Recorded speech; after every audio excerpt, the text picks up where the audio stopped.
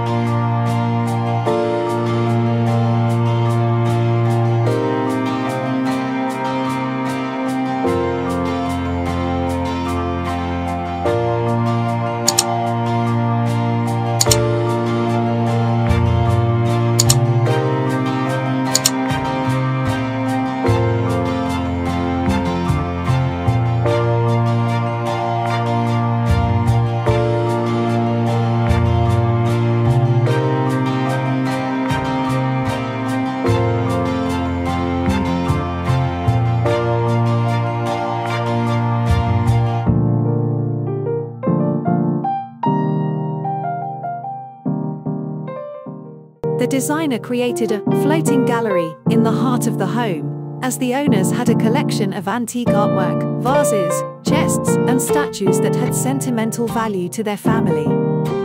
Utilizing transparent walls of glass allows the collection to be admired from any important area of the home, offering a unique and immersive experience for the owner and his guests upon entering.